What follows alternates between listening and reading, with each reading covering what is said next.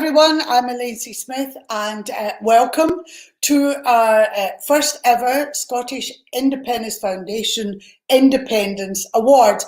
Apologies for the delay in the start, but there was a few technical issues as there all. I don't think I've, during this whole last 10 months or whatever, managed to get onto some sort of Zoom platform or whatever without some sort of a difficulties. But at the moment, I think it's actually due to Brexit. We thought it was all going to be a bit fishing, but actually it's about technology. This is the future. Well, hopefully not. The people who are involved in tonight, and this is all about the future.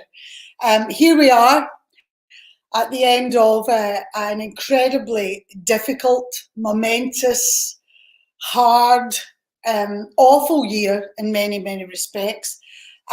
There's a lot of spin going on at the moment, trying to make it look like everything's working out wonderfully. Sadly, with so many people ill, so many people dying, and basically a bit of, not just a bit, but a huge mismanagement of the situation by the UK government, we are where we are on the eve of a new year. So at least there is a bit of light at the end of the tunnel with a couple of vaccines coming, but we know the next few weeks particularly are going to be very, very hard. And we are about to say goodbye to this year, and it seems only appropriate that something like this gives us a bit more light, not just about vaccines, but actually that there's a bit of light for the independence movement, in that things have changed remarkably over these 10 months. This last year, as we all know within the movement, we were a bit stagnated. We held firm, and I have to say myself personally, I was very, very surprised over the last 4 or 5 years even that the numbers actually held. From where we started in 2012 when I joined Yes Scotland, joined the board of that, where we were sitting at 28%. To move it to 45 was miraculous in many ways, and many of us feared that given an assault from the unionist side and oh well, that was then sort of attitude, that we would have moved back, but we haven't. And in actual fact, we stayed really solid in that footballing parlance. We kept our shape, and what has been remarkable over these last six more years has been the fact that the Yes movement has actually stayed together, worked with each other, worked tirelessly in their own communities and all the way through. And that's actually what tonight is about. Tonight is about saying we're still here. We never went away, which I think on the youth side, I think what that has not happened at all. And what has been incredibly heartening is the tireless work that is going on in very, very small ways and in big ways right across the country. And that is why with a pandemic thrown in there and a mishandling of many, many things. And also, as I said at a Voices for Scotland event a few weeks ago, that what we were witnessing was people actually, the audience in Scotland, witnessing what was different about being in a different country. I always get really frustrated when people say, I don't know what all the rules are. I'm like, well, I live in Scotland. Here's the rules here. Follow them. When you're here, follow those rules. It does seem quite simple. Not that the rules at times have not been a bit confusing and difficult, but actually if you sit down and look at it, and what it has demonstrated is that we are a different country within these islands. And I think for many people, I believe that is why it has moved forward so much. And we're now with opinion poll after opinion poll coming out and having us in the upper 50s. I hope we get into the 60s. And 17 polls, in fact, have kept us there. So it's absolutely only right, I think, that on the eve of Hogmanay and a new year, that we look at how far we've come and actually acknowledge those people, those groups, those individuals that have made a huge difference to the independence movement, and will continue to do that. And we will need them in the months ahead depending on what happens. We'll maybe find out a wee bit more.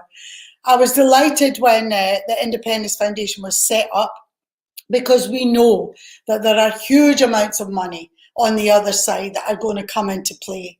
And the fact that that didn't seem to exist in the same amount and the same broad spectrum of people who would be funding, that the Independence Foundation would be there to help, reward and encourage those people who were out there with very, very few resources doing amazing things to set the process of independence and the movement forward. So that's what tonight's about.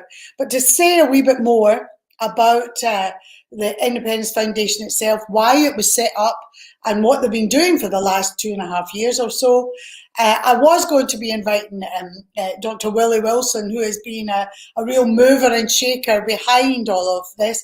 Unfortunately, technical issues have prevented him from getting on. He may appear at some point, as if by magic later on. But at the last minute, it's been great that Greg McCara has said that he would say a few words. He's been working alongside Willie and many, many others in the foundation. And he's going to give us a wee bit more background about the awards and about the foundation and about tonight. So I'm going to hand over, and hope I can do that now, and hand over to Greg. Greg McCara, are you there? Yes, I am. Thank you very much, Elaine. Hello. I'll just fire on, shall I? So, yes, that was quite a lot of excitement at the start, getting ourselves going, but we're up and running now. You know, this excitement thing, sometimes you just don't get enough of it. But a year and a half ago, mid-2018, we felt as if we were a bit in the doldrums in the independence campaign. People were wanting to campaign, but many were saying, well, what's the point? We don't have a date for a referendum, and we can't really afford to do anything, and there's nothing, there's no push in here. And it needed a spark to reignite the campaign. And that spark reignited in June 2018 when the Scottish Independence Foundation was launched. A few people with a bit of spare money and a large amount of generosity put that together and put together a fund to help campaigning take place at local level. Been going for a year and a half, and during that period we've been spending at the rate of about £10,000 a month. We've spent so far in excess of £170,000 going to campaigns throughout Scotland, mainly at the grassroots, or even the ones at the national level are about trying to motivate, G up and help fund the grassroots by giving them some kind of seed corn funding. Part of the problem 2 years ago was people felt that, well, we need to know there's a referendum being called before we're motivated. But there wasn't going to be a referendum called unless the vote was high enough for us to think, right, we're not going to lose it, we're actually going to win it. That vote's high enough to start off with. And how did they know that? Well, we only get to a high vote when we've done enough campaigning. And it was that vicious circle. And that's what's helped to break some year and a half ago. So now we're sitting in the 50%, definitely at least the mid 50%, the most recent been 58%. That'll do quite nicely. And what we want to do is not just celebrate, but actually look forward beyond where we've got to so far. We want to recognise some of the wonderful work that's taken place from individuals and from groups around the country, helping drive the campaign forwards. We're also looking to see what was good about what they've done, so as we can put that message out. If we find some good practice, some really good techniques in there, we want to let people know about it, because they might be able to duplicate all or part of it locally. And we'll have a series of outputs of that sort through the National and Scottish Independence Foundation, letting people know what we've done and what we're planning to do. So that's where we're at. We have an award for the campaign group of the year. By the way, for years, since it's pandemic, we're going to call it a year and a half, since we were formed. So the last year and a half, campaigner of the year and the independence group of the year. Each of them will get a cash sum. That money does not go to them personally. It passes through them to an independence campaign of their choice, as long as it's compatible with the aims of SIF. And that money does not come from you, the donors. That money comes from the board members themselves, who put up cash to help to fund this as a thank you, but also as a way of saying, here's where we're going to go, here's how well we've done, here's how we can spread this around. And on that basis, let's just take onwards to victory in a referendum, hopefully by the end of next year. So I'm going to wish you a happy and successful new year, and I'll hand back to Elaine, who's going to tell you who the winners are. Thank you very much indeed, Greg. That's brilliant. And it is really heartening to know that there are individuals who are prepared, as we've known, to put up their own money, as many people on the board have been, to make sure that the cause goes forward. Now, as you will know, you'll have seen that tonight it is a sort of co-production, if you like, between the national newspaper. And let's remember that in 2012, when we started on this, there was no newspaper in Scotland that was campaigning for an independent Scotland. So it is wonderful to be in a position where the National has continued, against all the odds, to be a voice and a beacon for so many people within the movement. So it's between the National and the Scottish Independence Foundation, and they've come together to present these Independence Awards, recognising, as Greg says, the achievements of individuals and groups who've been working for the cause of Scottish independence. And earlier this month, we invited as many people across Scotland as possible to nominate people who've been doing amazing things from across the whole Yes movement. And we were really, really heartened to see a total of 66 nominations were considered by the judges, which was quite a hard job. And they've reflected a wide range of achievements and accomplishments through tireless efforts within the Yes movement. So I want to say a huge thank you to the judges for to all of you who've put in and nominated people who you think are doing a great job. And I also want to now hand over to Callum Baird, editor of The National, who is going to explain a wee bit more about The National's view and involvement in this. Hi, Callum. Hi, Elaine. All right, thanks very much. Well, I just want to say thank you, first of all, to everybody who's kept supporting the newspaper this year.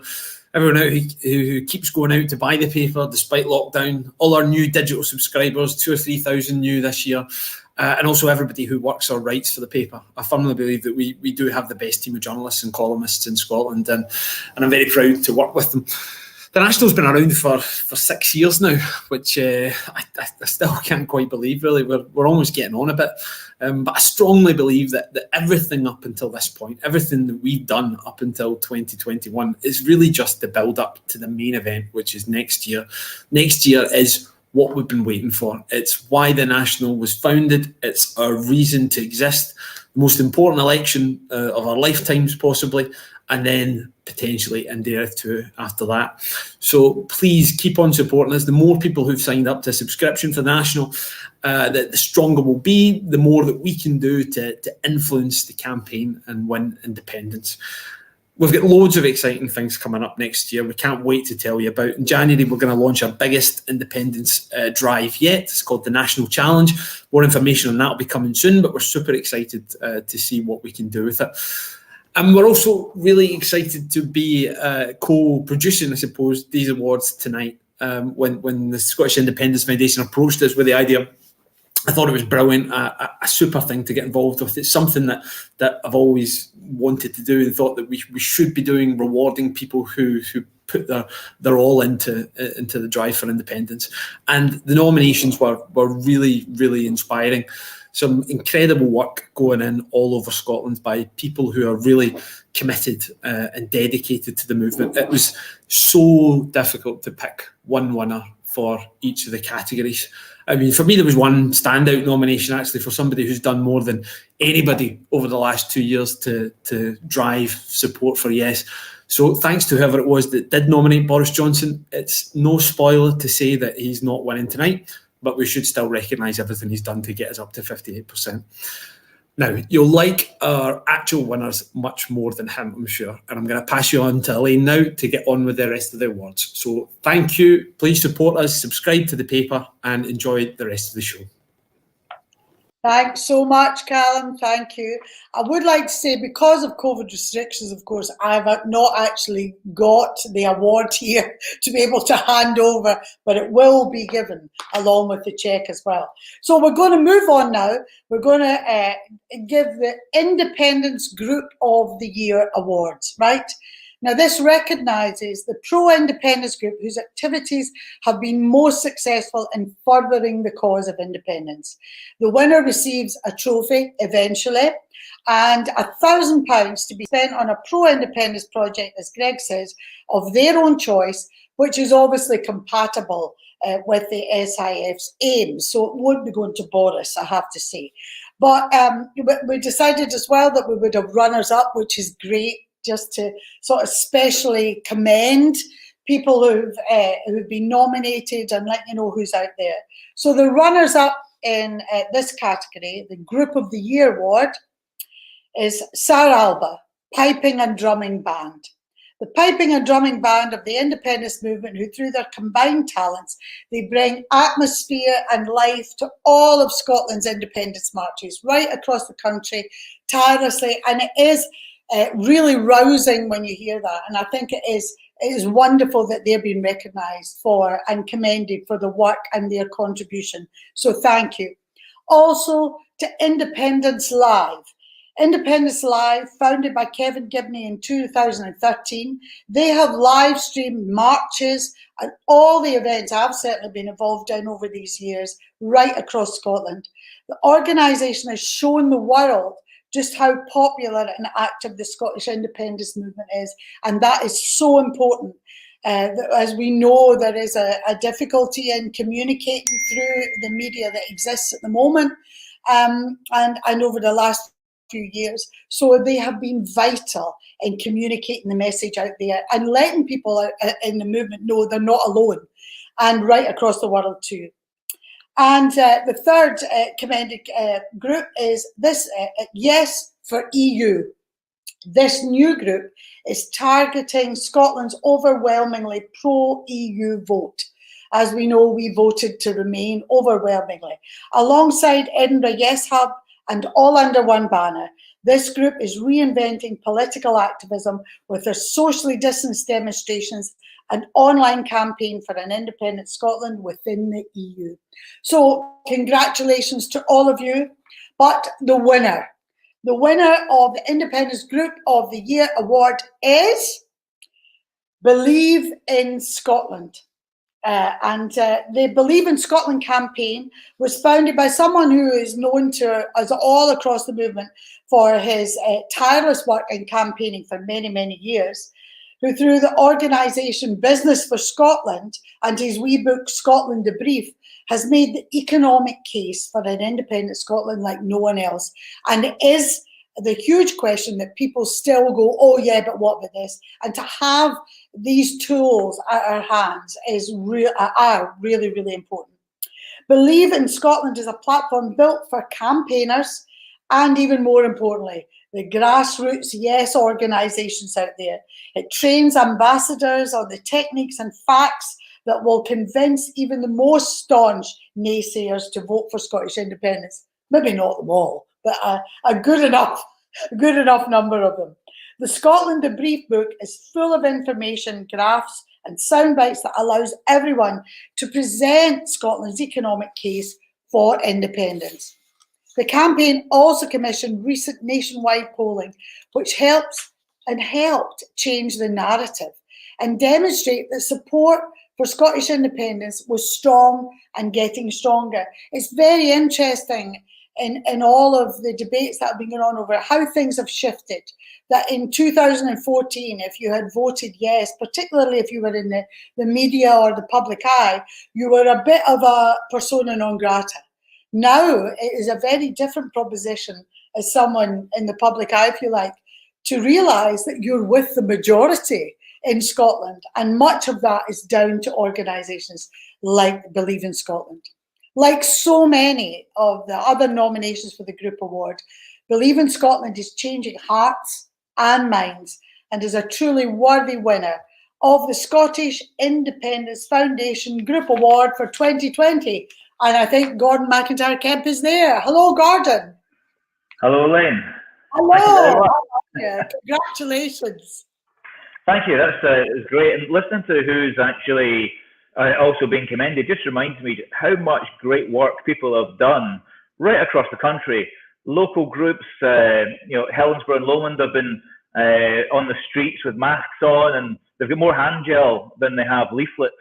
And I've noticed Aberdeen and Aberdeen Independence Movement as well doing the same thing. Right across the country, everyone's campaigning. Indie Live, we work close with them. So the fact that you just reminded me that this is actually a real honour for Believe in Scotland to actually have been considered and given this category. So thank you. Worthy winners. And tell us a wee bit about the organisation. For people, I'm sure everyone in the movement knows, but just for people who may not know why it was started and what you identified as the need to do this. Well, actually, we're not just a headquarters organisation. We worked very closely with 65 local yes groups during the year, and up until lockdown, they were working very hard, distributing leaflets door to door, hundreds of thousands of leaflets getting out there, and we'd hoped to do 1 million leaflets. We couldn't because of the situation. But basically, Business for Scotland had been making the economic case, and I, in 2018, went round about 20 local yes groups to give talks. Remember the days when that meant driving somewhere? Why did we do that? Area as well. But we went and did these talks, and in every talk there was a frustration building about, we want to campaign, we want to get out there, but we need materials, we need a campaign to get behind. And we had this Scotland Brief campaign, which was little blue visuals that we shared on Instagram and Facebook, etc. And we realised that, after about 10 events, we said, well, do you want us to actually put a campaign together, and will you get behind it? And they said yes. So basically we were told that this was needed by the local yes groups, and we went out to deliver it. And it's been a huge success. I think the numbers in terms of 20,000 books sold, 250,000 leaflets delivered, 113,000 people so far have done the quiz that we put on, which was great fun. Nobody gets, well, a few people say they got 10 out of 10, but I know they've all done it 2 or 3 times each to get that. Everyone underestimates Scotland's economy. Basically just for the first time ever, we decided to stop talking just to the undecided and the no voters, and actually explore ways to communicate with the yes movement. And as a result, they've started sharing our materials more and more, and it's just been absolutely fantastic. So, this is an award for 65 local yes groups, about 30 volunteers or moderators on our Facebook group, our 6-person staff team at headquarters, to the board.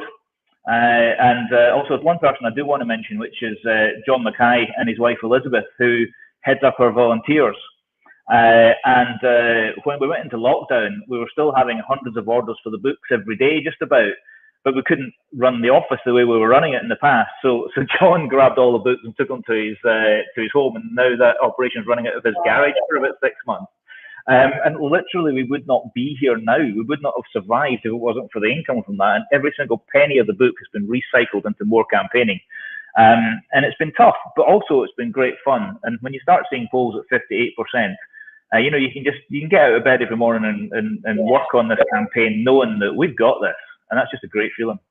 That is, and it's very interesting that from the other side, if you like, but people within the yes movement have said to me very recently, yeah, but how are we going to make the economic argument? How are we going to actually do that? And to have those facts to hand, to have something that actually is solid and not, I mean, we've talked about this before within the movement and privately as well, that the next campaign is not going to be about promising unicorns and rainbows and that this is going to be perfect, that this is going to be difficult, this is going to be hard, but if we face it with those facts, was that part of your raison d'etre, if you like, to get this started, so that people did have facts to hand that were accurate? Absolutely. And people used to say, because I bore people with statistics all the time. People used to say, I wish I had you with me in the pub. You could have given them these statistics and things. So our plan for the next year involves, we're launching a membership offering, and we have an online stakeholder community built for us by Dennick MacDonald, who's one of Scotland's leading experts in online learning. And so we've got moved the Independence Ambassador campaign online. We've got hours and hours of videos in there for members to actually access, and it's a private, safe and secure place to share best practices and talk about campaigning. But what we're also going to do is we're going to put it on the Scotland the Brief on an app. We had to delay that. We'd hoped to have it last year, but that will be out. So you will have Scotland the Brief in the pubs with you and at the water cooler at work. Pubs, but we can go. Yeah, we've also got this, which is, this isn't Scotland the Brief. This is a 12-page version of Scotland the Brief, which we're hoping to put through everybody's door during the referendum campaign, but that will cost a lot of money. But yeah, basically, we give people, anyone who reads Scotland the Brief, we hope will, or any of the other research we put out there, will suddenly, a light goes on and they think, well, of course we can afford to be independent. We'll not only afford to be independent, we'll thrive as an independent nation. And from that point onwards, everything else you say makes sense. We're going to raise pensions, we're going to double pensions, etc. We're going to move to a well-being approach to economics rather than neoclassical, the rich get richer Westminster approach. And everyone goes, yeah, we can afford to do that, can't we? And that to us has been the key. But Business for Scotland is now a subset of Believe in Scotland. Believe in Scotland is our campaign, and Business for Scotland is one of the campaigning groups within that. And now what we're doing is we're talking about well-being. We're talking about things that really matter to people, because I think we've pretty much got the economic argument won. We've gone from when we started, about 25% of the population thought independence would be good for the economy. Now it's 55%. So. It's working, and we're all doing this together. Every single online activist that likes and shares and tweets and shares the materials out there is campaigning, even though they might not think they are. And, it's just great to be part of that. Well, on behalf of the movement, on behalf of Scotland, and also from the National and the Independence Foundation, you are the group is a really, really worthy winner. Have you decided, can you let us know who's getting the cash, or do we know yet? What I want to do is I'm going to email, we did a conference and we've got all the Yes Group organisers on there, about 197 of them on our mailing list. And so what I'm going to say is, right, we've got £1,000 to spend on billboards. Who's got the best billboard locations in Scotland? Let's get in people's faces with this £1,000, and we'll put some more money into it as well. Oh, that's fantastic. Well, thank you so much for all you've done. It's going to be a hard few months coming up, I think, for all of us on lots of levels. But the foundations are there, thanks to people like you, Gordon. Thank you so much, and congratulations. Thank you so much. Thank you. Pleasure. Oh, that was great. That's quite heartening to hear as well. So we now are going to go to someone who's, I suppose, in the thick of it, not as badly as the television programme, I have to say. I don't mean that, Keith. But he's very kindly come on and decided to talk to us live. We do have a chat sort of thing within the technology. So if you've got any questions or comments that you want to make, you can feed into that on the link. So I'm going to go over now to Deputy Leader of the SNP. Has been said many, many times by myself and thousands of others. We cannot win this without the SNP. But the SNP, I think, are very aware that they cannot win this without the movement. So we have to work, whether we disagree or whatever goes on within the movement, we have to ensure that we're, as the old saying goes, we're moving forward in the broadest possible fashion here. So with that, I would like to introduce Keith Brown. So hello, Keith, are you there? Hello. I'm here, Elaine. Yes, thanks. Hello. Thanks very much for that. And thanks for asking me to come on tonight. Thanks also for hosting it. And again, thanks to the National and to the Scottish Independence Foundation, Willie and others for setting this up. The point you made there, Elaine, is absolutely right, of course, that we can't win this separately. We have to win this together. I'm well aware, probably more than anybody, that there are differences in the independence movement about how we proceed and so on. But there's a great deal of diversity and strength within that movement. And you mentioned going back to, Gordon mentioned going back to 2012. If you look at the way the movement has grown over that time, I mean, I joined what was then the independence movement, the SNP, in 1984. And we're about 10% in the polls, and you had to really search to find somebody willing to even talk about independence. And as you said, to now be at 58%. So whatever we have that we want to disagree about, and there is much. One thing we must absolutely acknowledge is just what you've been saying, Elaine. 58%. You need to have a majority of people in Scotland supporting us for this to happen. It has to be a majority support, and everything else can follow. Everything else can happen if we get the people on side, and we've managed, I think, between us all to do that, and that's the most encouraging thing. I think, though, the strength and diversity of the movement has been shown by Gordon. I went to the Believe in Scotland conference, a fantastic event, just to hear some of the other people that have been mentioned as well. Some of the Yes groups. I've done quite a number of Zoom meetings over the last 10 months with different Yes groups, one of which very close to me just been established for the first time, so it's still growing. Absolutely encouraging, because I would say that your introduction there, Elaine, gave a wee bit of a hint of the tensions which can sometimes arise within different parts of the movement. And I'm not in the Scottish Government, I haven't been for a couple of years, but they are the government and they've got to do difficult things every day of the week. It's a tough job to do. And when I joined the SNP, there's two things on your membership card. One is to achieve independence for Scotland, which is why I joined the SNP. The other is to further the interests of the people of Scotland, and that's what they try and do. Whatever you think of the government, that's what they try and do day in, day out. And I watched Nicola Sturgeon at that podium today absolutely destroy the Tories and Ruth Davidson. And the idea that she doesn't do anything other than support independence 100%, whilst at the same time, every day have to take those difficult decisions, I think is nonsense. She is a huge asset. As I believe, and I would say this as a deputy leader, is the SNP, but it's not. You're quite right, Elaine. Not able to win this on our own. So I think the important thing for this is the great thing about these awards is the fact that we are recognising this for two reasons. One, because it helps us do that. It helps us keep the morale up during a difficult time towards winning that goal of winning our country's independence. But it also affirms to each of us, we're part of this. We've made our contribution, and those that are getting awards tonight, this is an acknowledgement of the effort that they've made to take us along that road. And it is my belief, and sometimes you get stick for saying it these days, that we've never been closer. And I say that as somebody that's been doing this, for 36 years. It just feels almost there now. And I think the more that we can, sometimes, I'm not saying bury our differences, there'll be lots of debates that we have. We'll have it within the SNP, we'll have it within the Yes movement.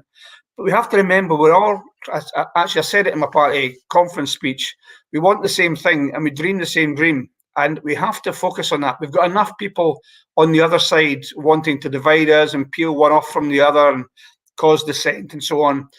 Let's have the arguments, but let's try and stick together with what we believe is the real cause. And I think tonight's award.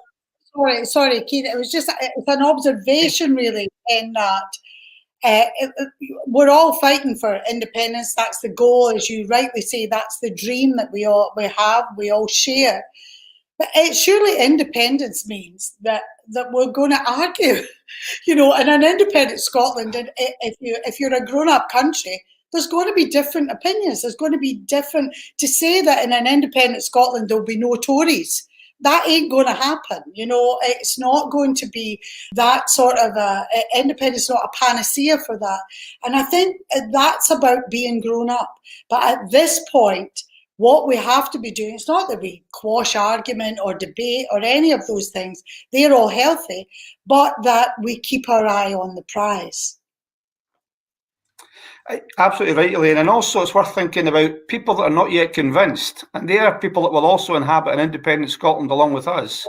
They are looking at how we conduct ourselves. They're looking to see, are they going to be part of a Scotland that's open, inclusive, engaged? All right, we'll have disagreements. There will even be Tories.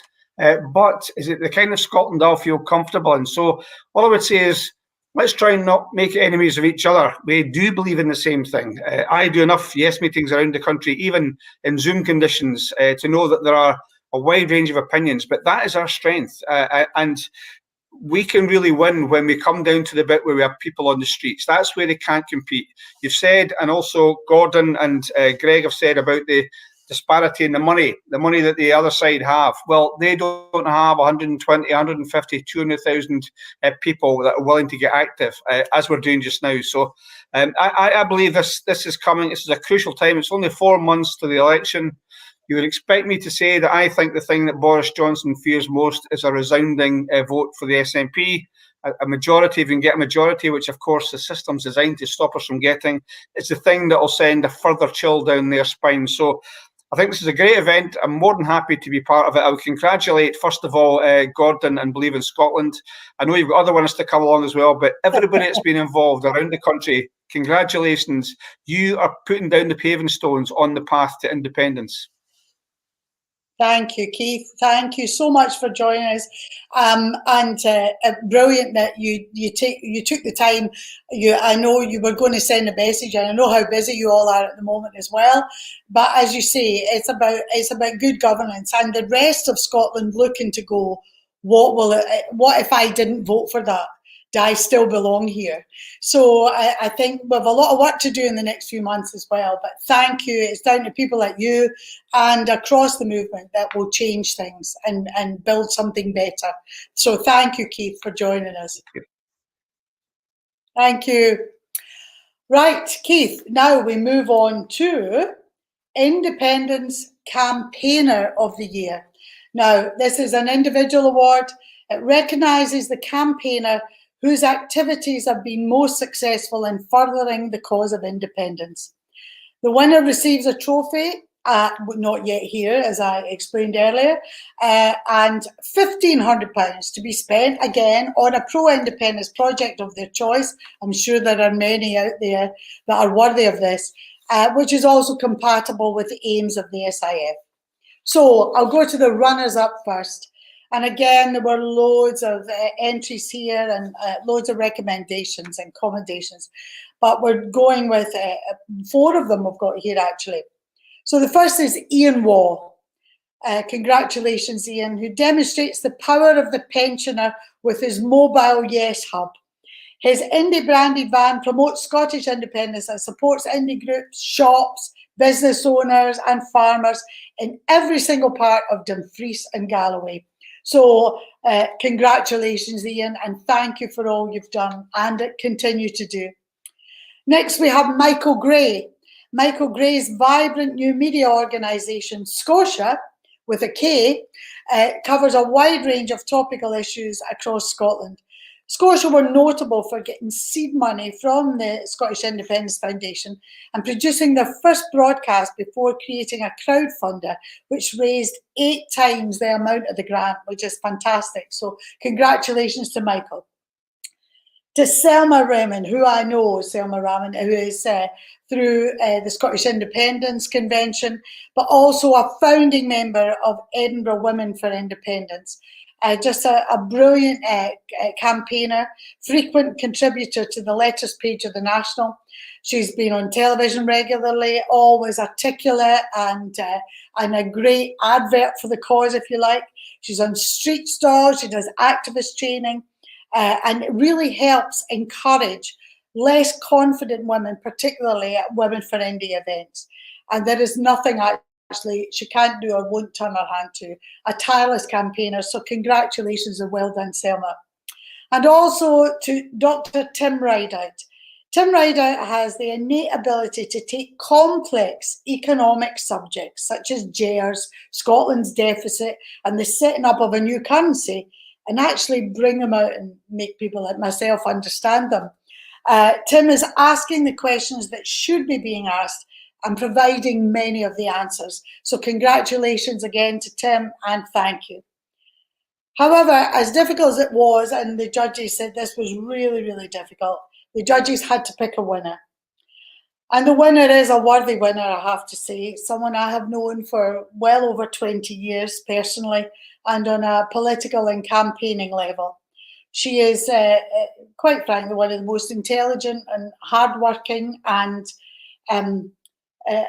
amusing, funny, committed people I've ever met in my life. An award-winning journalist, and so the winner of the Scottish Independence Foundation Individual Award is no one other than the fabulous Leslie Riddick. So Leslie's output to secure Scottish independence showed no sign of relenting, and it was watching Leslie, I suppose, that kept me inspired as well. When after the vote, when we were all despondent and thinking it was over, I remember going to a very early meeting in a hotel in Glasgow a few weeks after the vote, and there we were going, nah, this isn't over. There's a long way to go here. And Leslie was at the forefront of all of that. She recorded podcasts, held talks, published articles, wrote books. Leslie's Nation series of films were brilliant. It illustrates how small countries, which have based their economies on progressive policies and the well-being, as was being talked about earlier on by Gordon, of their citizens, that they actually do thrive. And we need to see that in Scotland, as would a resource-rich, independent Scotland. In the weeks before lockdown as well, realising that the 700th anniversary of the Declaration of Arbroath was going to be largely unmarked because of the pandemic, Leslie helped to record the film Declaration, The Letter of Liberty, a poignant and sensitive film that was there to commemorate Scotland's contribution to the world and that of a nation's right to self-determination. So without further ado, here she is, the woman herself, Leslie Riddick. Woohoo! Woo! Oh, that's so lovely. I mean, Sorry, honestly, I want to give you a pass through. I know it just feels. Congratulations. Thank you. I mean, I'm totally chuffed and really humbled, especially, you know, when you're reading through the list of everybody else. It's an extraordinary thing because, I mean, in that there has never been Indie Awards before. None of us are doing this for an award. No. There wasn't any, you know, so the only reason everybody that's been mentioned tonight and loads of people who haven't are doing the thing is because we happen to be alive at this moment in time with this great, fascinating, glittering opportunity for our country. And what else would you do but sort of try to adapt any skills you've got to pushing this thing along a bit? And in the course of doing it, you get this extraordinary response from people, which is kind of like this lovely feedback thing where the energy you need to keep going and not get disillusioned is supplied by the folk that you meet doing, you know, trying to tell stories, which is all I've ever really wanted to do. I'm delighted there's people like Gordon around and Tim Rideout who can count. You know, because like that's great. It means I don't have to really major on that. But what I've always thought as a kind of broadcaster or journalist is that it's stories that people remember. You know, it's the one I can think when I'm watching people watching some of the films, because by gum have I watched some of those films a lot. The same reaction, and this is the extraordinary thing, no matter where you are in Scotland, whether it's from Shetland to Selkirk, you see folk have the same reaction to seeing tiny little countries like the Faroes with the world's fastest mobile broadband. And the second, you know, the same bit came up in that film when, you know, we're bobbing away on the sea, a whole island away from, you know, the capital, Tórshavn, and they've still got 100 megabits, you know, where we're bobbing around. And the captain says he can actually FaceTime his daughter in Copenhagen and she pops up. Every audience looks like they've just been kicked in the stomach because, come on, yes, it can be done. This. It can be done, exactly. I think that is it from Blossom all the way through. That I found that reading Blossom that you were able to articulate and bring together those stories of, and many great journalists and writers are able to do that, of where we are, where we've been, and where we are, and how we can go forward. And I don't think there'll be anyone in the country, Leslie, that doesn't know, or particularly within the movement, exactly what you've contributed, because you're forensic as well. It's not that you've gone out, it's not that you're not emotional, but you bring an amazing intelligence, an amazing overview with that passion and emotion about what we can become. And I think that is incredible. I don't know whether it's because you're a woman. I think that helps in those senses. I don't know, you might disagree with that. There are many men out there doing that. But I think you have been a beacon of light out there for many women as well within the movement to go, oh, I want to be part of that too. She articulates how I feel, and she also does it in a way that I can relate to. Is that intentional?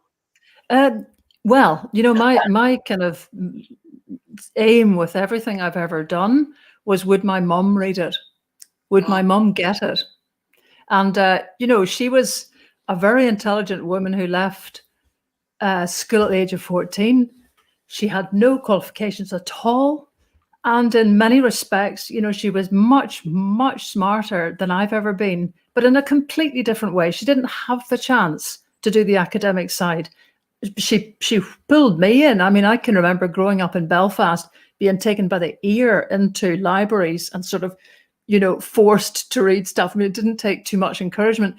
But her great thing was, I was not going to have the life she had. I was going to have a proper education.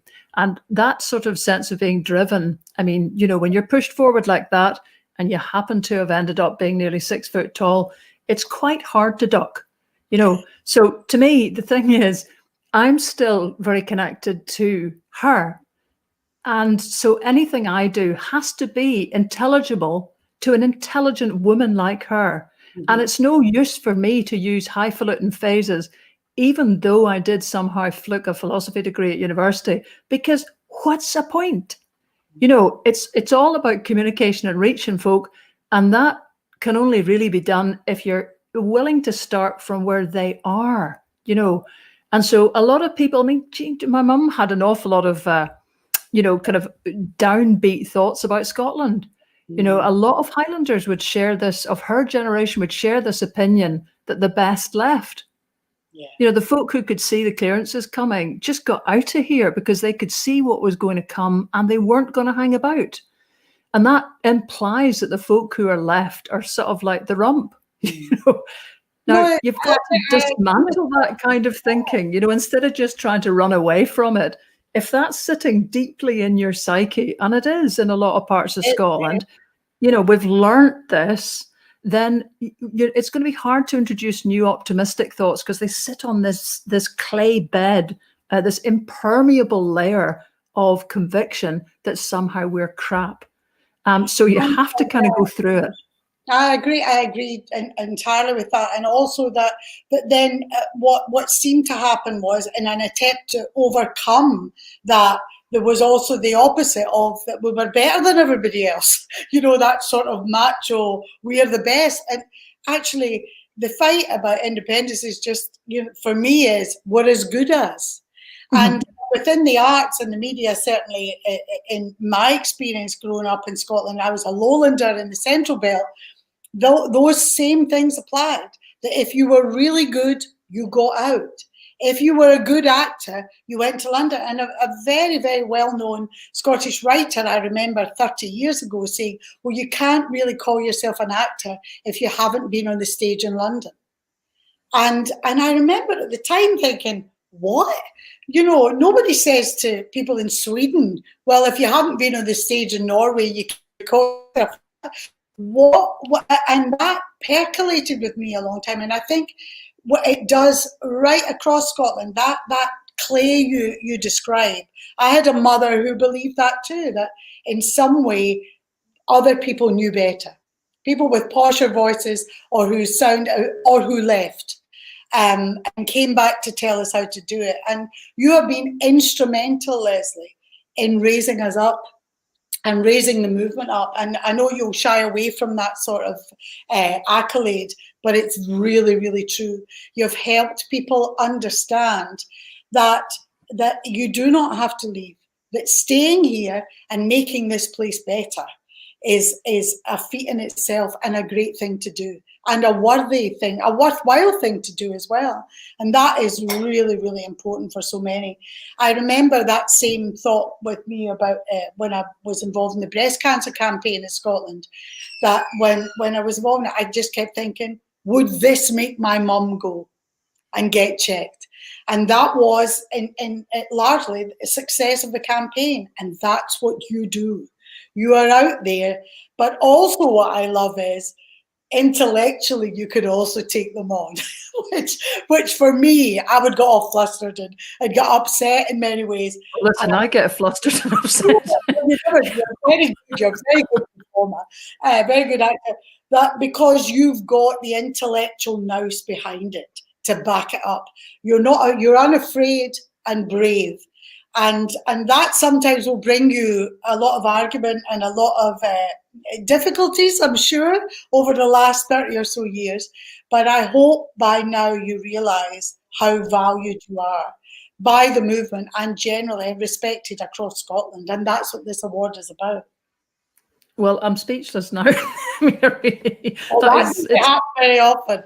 It is. It's true, you know. But it's kind of an odd one when we're just doing jobs. You know, we're just trying to push the thing forward. And you've been doing this a lot of the time for nothing. But the thing is, Lane, it's a total freaking hoot. You know, I mean, I get to sort of appoint myself as somebody who's curious about the Nordics. Brilliant. I mean, it helped that I was sacked by the BBC, so I had a bit of time on my hands.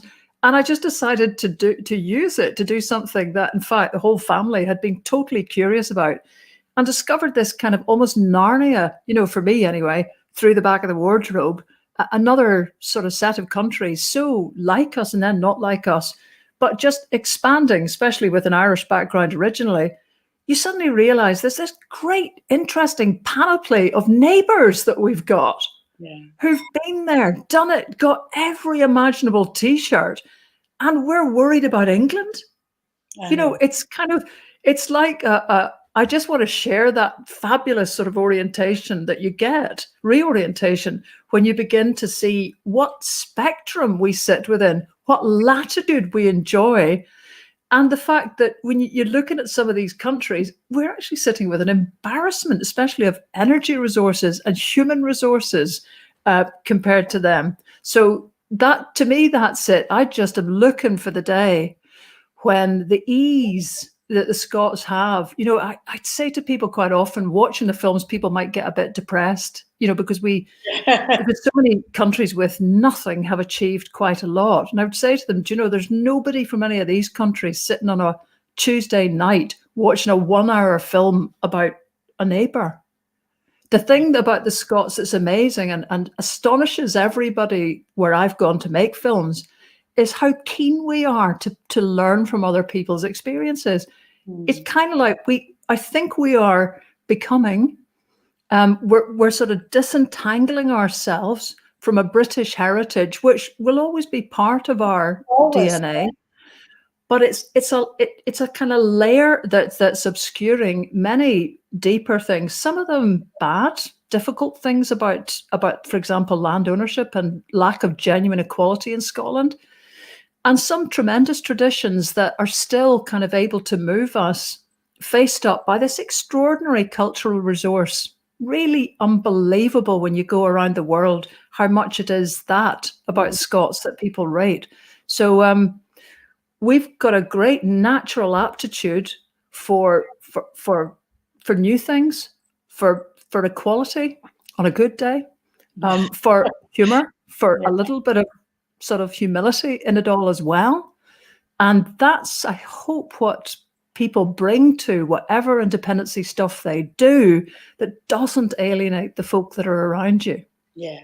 And you've helped, I think, contribute just that very notion of lifting our eyes and seeing. And I agree. I think Scots have always been willing to learn and to look and to see. And I remember starting Artists for an Independent Scotland 30 odd years ago or whatever, Dick Gaughan, the great Dick Gaughan, standing in that meeting and saying, I came to independence because I realised that it was time that we had to grow up, and that a nation could never grow up when it constantly looked at itself through the eyes of another nation. And that comes back to our mothers, the betters, all of that, and of course a lot of colonial history. And something that we've talked about before is also that we have to honour the people who actually believe in Britain, or who have a lot of loyalty and a lot of love and connection to that, and take them with us too. And I think you managed to articulate that, Leslie. So you are such a worthy winner of this, such a worthy winner. As anyone watching will see it, I'm sure the comments coming up will be just wonderful about you. I can see them already. Congratulations And have you decided what you're going to do? Because I do want to say that you do all of this under your own steam. You I know. nobody's paying you thousands of pounds to go around the country, and that again is something that is really, I hope, gets rewarded, not just financially in the long run, but you're going to have to give this money away as well. So where would you go to? I know people do get in touch with extraordinarily complex things like fish quotas. And I mean, there's nights where I just think, fish quotas, can I actually do it? And I think, no, I'll look at it tomorrow. But, there's just this, barrage of but they're important, complex things that come in. And I got one of them saying, if you haven't got time to read this, perhaps you could hand it on to one of your staff.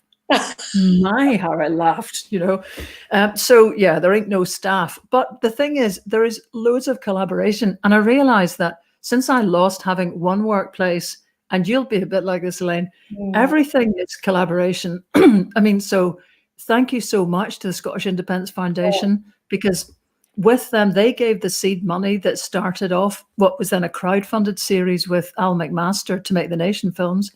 They also gave some seed money that Chris Weir, the lottery millionaire, shelled out for too, to make a wee film about Estonia that sort of got on the back burner, is coming back onto the front burner. What an amazing wee country that became independent just 30 years ago. So it's always about collaborations. Now I'm working with Charlie Stewart and supporting filmmaker to do that.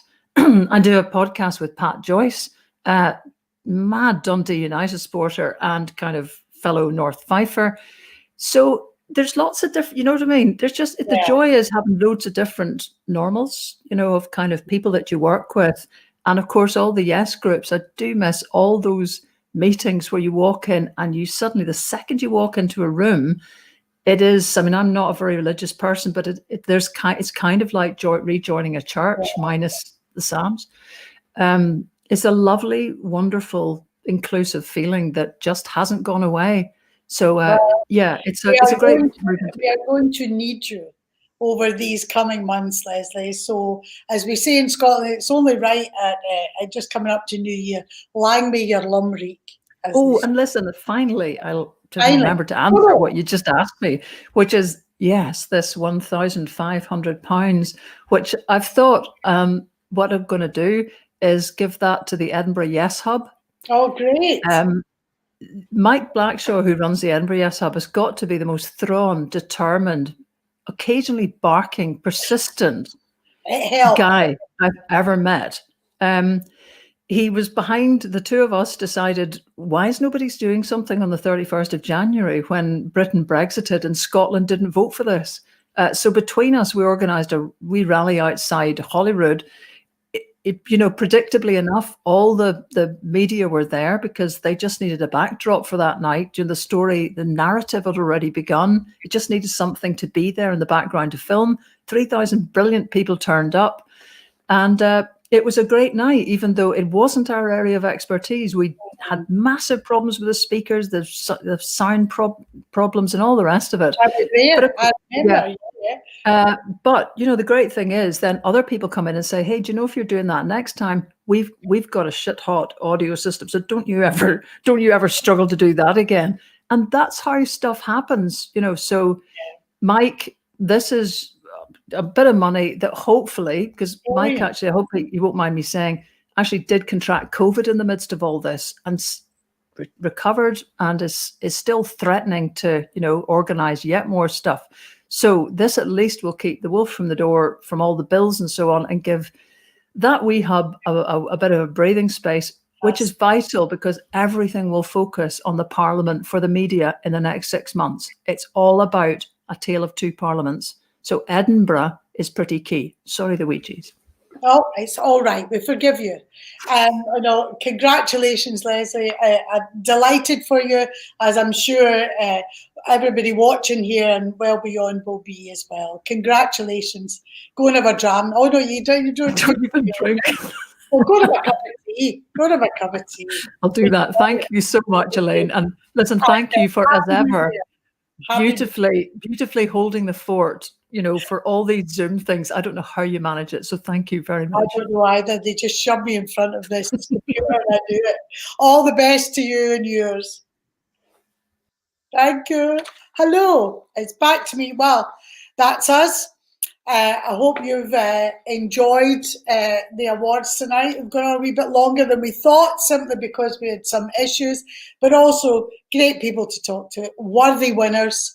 A huge congratulations to both Gordon and Leslie, and to the groups that are going to benefit from the awards as well. If you want to donate to the Independence Foundation, however little, it will go to very, very good causes. As I said earlier, it does not have the resources that Independence does not have the resources that other groups do. And we're going to be up against it in the coming year. So I suppose on the eve of Hogmanay into a new year, glad to see the back of 2020, but in one way, on one level, you know, it has been for the independence movement quite a remarkable year as well, to be sitting where we are. So this is going to be tough over the next few months, but as we said in the, I remember in the miners' strike, it was everybody was singing, "Here we go." So here we go. Thanks again to the Independence Foundation, to the National, and I'm sure all of this will be in the National over the coming days as well. And it's just my job now to wish all of you all the best for the coming year. And here we go.